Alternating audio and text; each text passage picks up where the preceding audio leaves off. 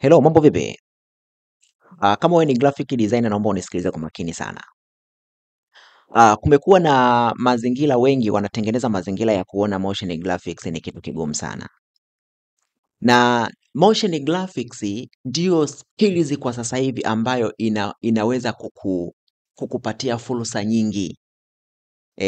Inaweza kukupatia fursa nyingi na wakati mwingine inakuongezea thamani yako graphic designer. Sasa kama wewe umezoea kufanya zile static graphic design kwa kutumia Photoshop, sasa hivi ushindani umekuwa ni mkubwa. Watu wengi ambao wana uwezo wa kufanana wako hapo. Sawa? Kwa hiyo namna ambayo utaitumia ili kuweza kujitofautisha na graphic designer wengine ni kujifunza skills ya juu zaidi. Hemu move kutoka hapo kwenye static, anza kujifunza motion graphics. Lakini kama upo kwenye Adobe Photoshop, hemu anza kujifunza Adobe Illustrator, Adobe InDesign. Baada ya hapo, anza kuingia kwenye masuala ya video editing pamoja na motion graphics.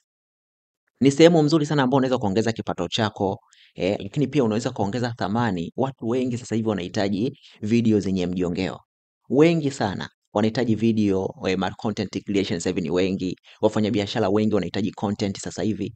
Kwa hiyo jaribu kumove kutoka kwenye hiyo static graphic design, njoo kwenye masuala ya video, njoo katika masuala ya video graphics. Ni eneo ambalo sasa hivi linahitajika kwa kiwango kikubwa sana.